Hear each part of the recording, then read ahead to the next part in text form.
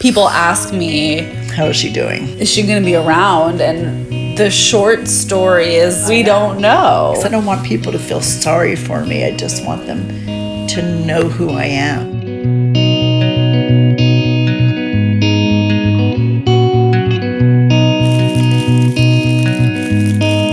I'm Chelsea. When I was 8 and my sister was 6, my dad was diagnosed with ALS and my mom was diagnosed with breast cancer. Unfortunately, ALS is a fatal disease and he died when I was in college, and my mom luckily recovered from breast cancer at the time. Unfortunately, it did come back over 15 years later, this time stage 4 metastatic breast cancer that has spread to her bones, spine, and sternum. We don't know how long she will live, but she's had some time to process what it means to have an inoperable terminal illness. I'm going to talk to her about what she's feeling, how this is going. I understand that not everyone has a relationship like this with their parent who is sick, and I hope this could inspire someone else to strike up a conversation with their loved one, even if it doesn't feel super comfortable. Hi, I'm Susan. I'm Chelsea's mom. Here we go. When me and Courtney were 6 and 8, you were diagnosed with breast cancer, which was the same year our dad was diagnosed with ALS. Right. The whole thing was extremely difficult when I was diagnosed with breast cancer. That just hit me like a brick wall because there was a second parent that had a serious illness. How did you deal with your chemo and your surgery and your doctor's appointments at that time? So I did go to my chemo appointments and mostly remember going by myself. It was kind of a lonely feeling because it seemed as if most of the people that were getting chemo were much older than I was. So the whole thing was very peculiar, just peculiar. It's still peculiar to me because I'm still feeling great and I'm still technically not great. What was the hardest part about telling us that you both had diseases? It's really important to tell your kids the truth.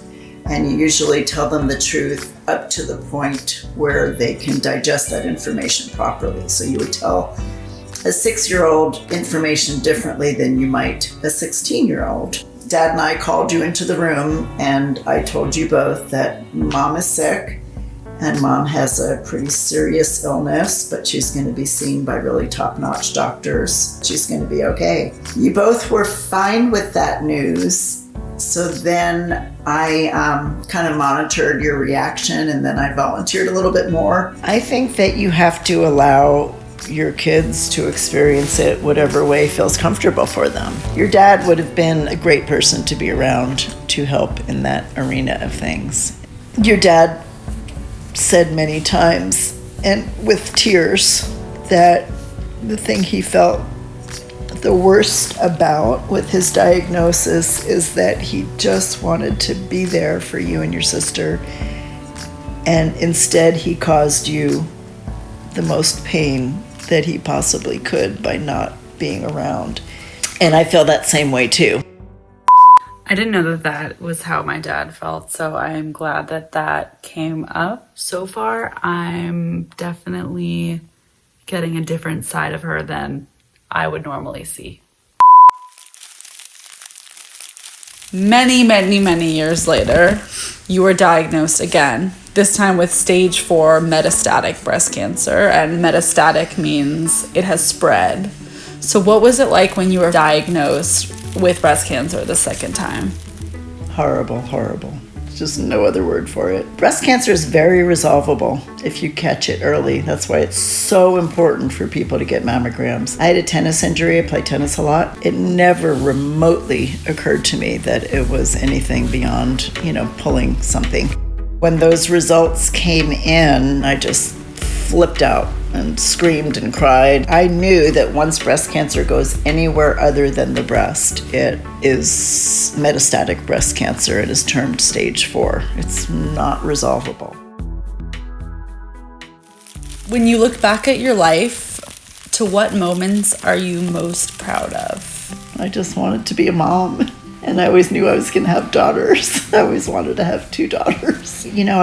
I don't have a lot of concrete accomplishments in my life. But I feel really, really solid and really, really good about how I've conducted my life, which is why if I should die tomorrow, and I hope that I don't, I'm going to be okay, because the birth of you and your sister are the most special, magical moments I could ever imagine. My kids are the world to me. I don't feel bad in any way that I don't have that special, specific dream. I just feel really good about who I am.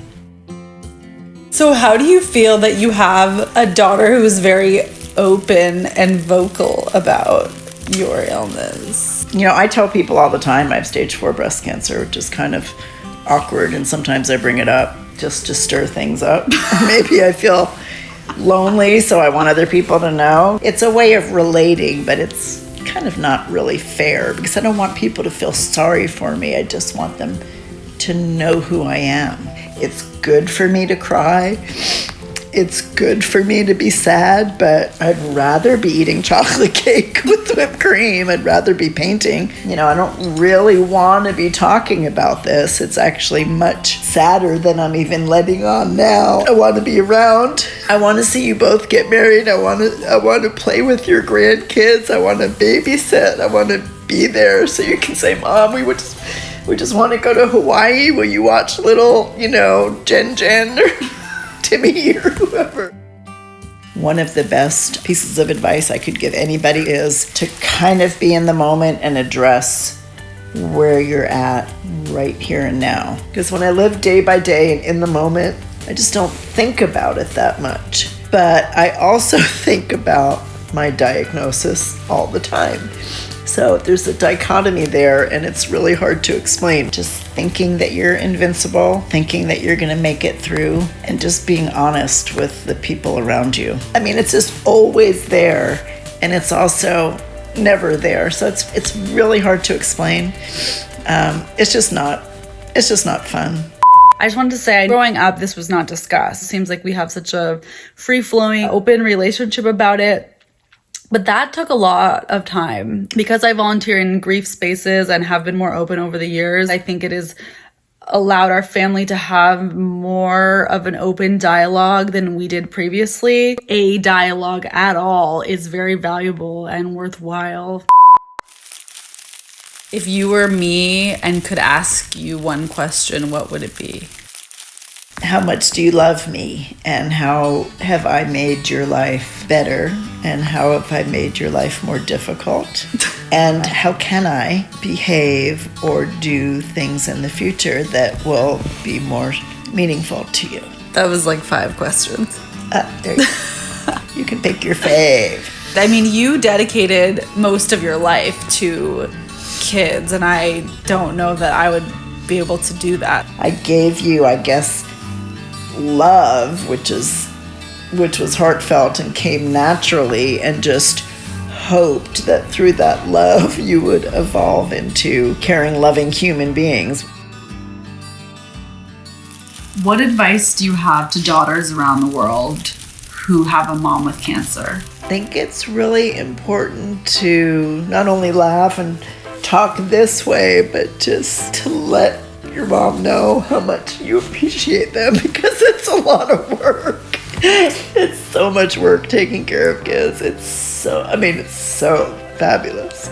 It's so amazing, but it's a lot of work. So maybe a thank you. What makes me sad thinking about my mom is I never told my mom thank you for spending all these years taking care of me. People sometimes just need to hear those words. So sometimes words matter. But I do want to be around for you and your sister. Perhaps I will be.